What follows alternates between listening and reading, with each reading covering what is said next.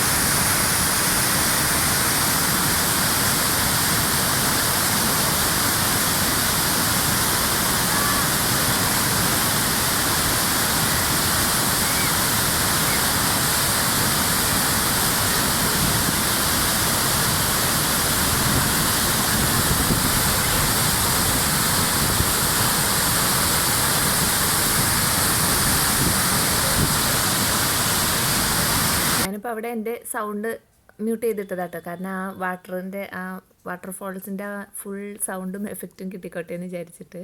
എന്നിട്ട് ആ മുകളിൽ നിന്ന് വരുന്ന വെള്ളം ഒഴുകി പോകണതാട്ടോ ഈ കാണുന്നത് താഴെ കൂടെ.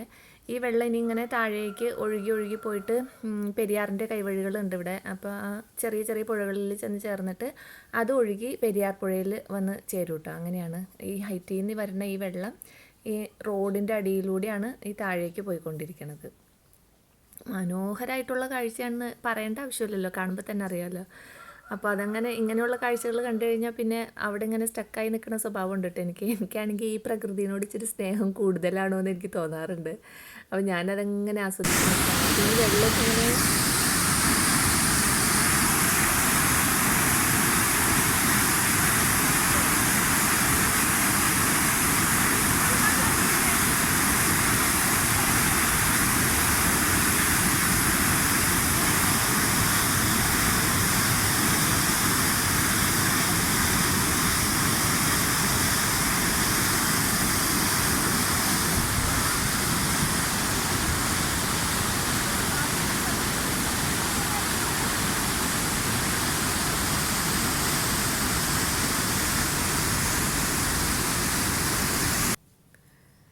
ഇതുപോലെ തന്നെ ഈ ആ മലകൾ ചേർന്ന് കിടക്കുന്ന വലിയ ഒരു മല ആണ്. ആ മലയുടെ അപ്പുറത്തൂടെ ഇങ്ങനെ കൊച്ചു അരുവികൾ പോലെ ഈ വെള്ളച്ചാട്ടം പോലെ തന്നെ ആ വശത്തു നിന്ന് ഇങ്ങനെ കുഞ്ഞു വെള്ളച്ചാട്ടങ്ങൾ വേറെ ഉണ്ട് കേട്ടോ. അപ്പോൾ ഇപ്പോൾ മഴക്കാലം ആയതുകൊണ്ടാണ് ഇങ്ങനെയൊക്കെ കാണുന്നത്.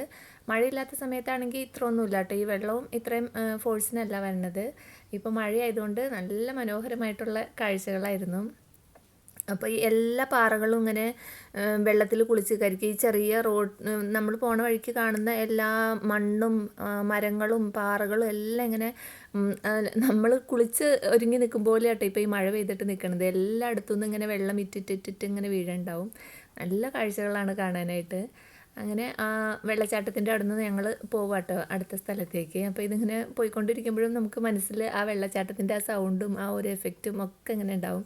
നമ്മൾ അതിൻ്റെ അടുത്ത് ചെന്ന് നിൽക്കുമ്പോഴാണെങ്കിലും നമ്മുടെ മുഖത്തേക്ക് ഇങ്ങനെ മഞ്ഞ് വാരി എറിയും പോലത്തെ ഫീലാട്ടോ. നല്ല തണുപ്പുമായിരിക്കും. ഈ വെള്ളത്തിൻ്റെ ഫോഴ്സ് കൊണ്ടിട്ട് ഇങ്ങനെ തെറിച്ച് തന്നെ ഈ ജലബാഷ്പങ്ങൾ പോലെ നമ്മുടെ ഫോണിലും നമ്മുടെ ഡ്രസ്സിലൊക്കെ ഇങ്ങനെ പിടിച്ചിരിക്കും കേട്ടോ ആ തണുത്ത വെള്ളത്തുള്ളികൾ.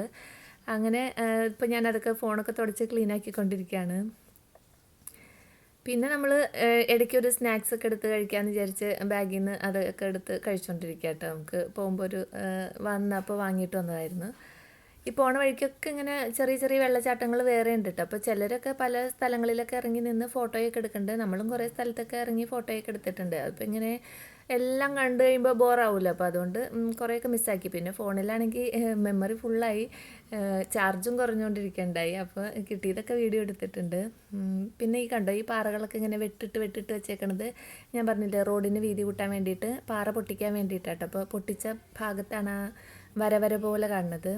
ഇത് കണ്ടോ ഒരു മലയുടെ മുകളിൽ നിന്ന് വെള്ളം ഒലിച്ചിറങ്ങണ കാഴ്ചയാണ്. ഇങ്ങനെ ഈ സമയത്ത് പോയതുകൊണ്ട് തന്നെ നമുക്ക് ഇത് നന്നായിട്ട് ആസ്വദിക്കാൻ പറ്റിയിട്ട്. ഇത് എല്ലായിടത്തും ഇങ്ങനെ വെള്ളമാണ്, നല്ല ഭംഗിയാണ് കാണാനായിട്ട്. അങ്ങനെ കാഴ്ചകൾ കണ്ട് പോയിക്കൊണ്ടിരിക്കുക കേട്ടോ. അപ്പോൾ ഇപ്പോൾ നമ്മൾ അടിമാലിയൊക്കെ കഴിഞ്ഞ് ഇനി ഇത് കഴിയുമ്പോൾ ഇതിൻ്റെ അടുത്ത് തന്നെ വേറൊരു വെള്ളച്ചാട്ടവും കൂടി ഉണ്ടായി. അവിടെ നമ്മൾ ഇറങ്ങിയൊന്നുമില്ല, ഇതിനേക്കാളും കുറച്ചുകൂടി ചെറുതാണത്. പിന്നെ അടുത്ത വീഡിയോയിൽ ബാക്കി വിശേഷങ്ങളുമായിട്ട് വരാം.